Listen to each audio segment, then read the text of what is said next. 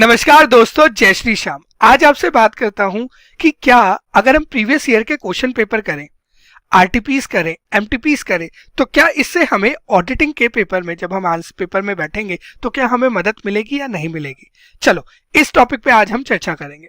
देखिए, एक चीज तो कंफर्म्ड है कि ये ऐसी चीज है जो आपके पास होने के चांसेस को बहुत इंक्रीज कर देती है। अगर आपने प्रीवियस ईयर के क्वेश्चन पेपर्स पढ़े हैं, आरटीपीस पढ़े हैं, एमटीपीस पढ़े हैं, तो आप एग्जाम को क्लियर करोगे, इसके चांसेस बहुत बहुत बहुत हाई है। उसके रीजन है दो।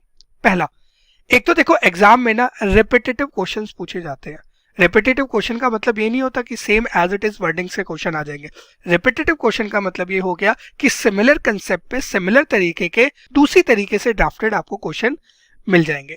फॉर एग्जाम्पल, जैसे मान लीजिए आपके पास ऐसे 210 है एंगेजमेंट लेटर का। अब वहां पे आपसे पूछ सकता है कि मान लीजिए कि मैनेजमेंट आपके ऊपर लिमिटेशन और स्कोप लगा देती है, या यू कैन से कि मैनेजमेंट जो है एंगेजमेंट लेटर को चेंज करती है आफ्टर आपने उसे एक्सेप्ट कर लिया, तो आप क्या करेंगे।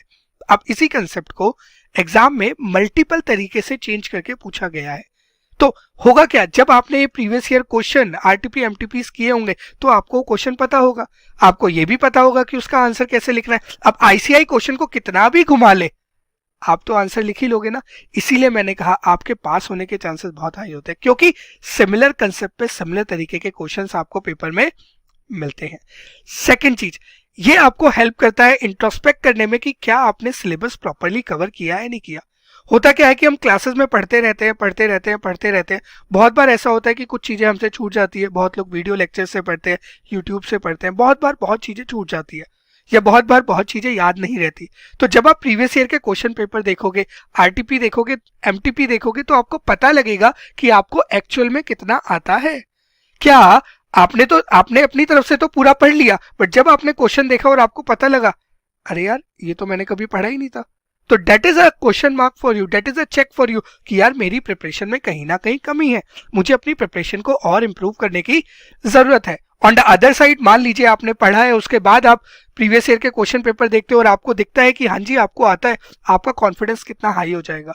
तो आपको दोनों तरीके से फायदे हैं। It is helping you to introspect कि आपका सिलेबस प्रॉपर्ली और सही से कवर्ड है या नहीं है। तो ये दो रीजन बहुत इंपॉर्टेंट है जिसकी वजह से मैं कहूंगा कि जी प्रीवियस ईयर के क्वेश्चन पेपर आरटीपीज और एमटीपीज बहुत बहुत बहुत इंपॉर्टेंट है, और ये आपके पास होने के चांसेस को बहुत बढ़ा देंगे।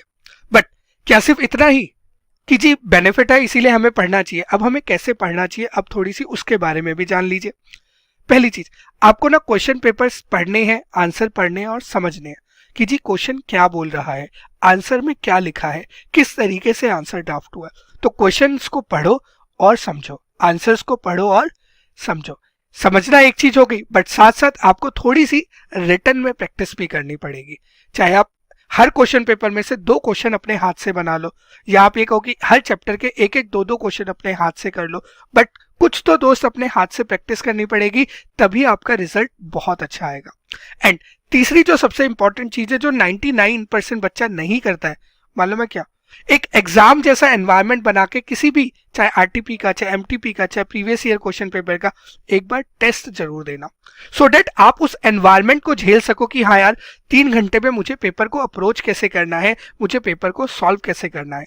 वो तभी आ पाएगा जब आप एक घर पे हो, चाहे ट्यूशन सेंटर पे हो, चाहे कोचिंग सेंटर पे हो, चाहे आईसीआई के जो मॉक टेस्ट होते हैं वहां पे, कहीं पे भी एक एग्जाम एनवायरनमेंट में कम से कम दोस्त एक एग्जाम तो बना के देखना, ताकि आप अपने एग्जाम को बहुत अच्छे तरीके से फेस कर सको।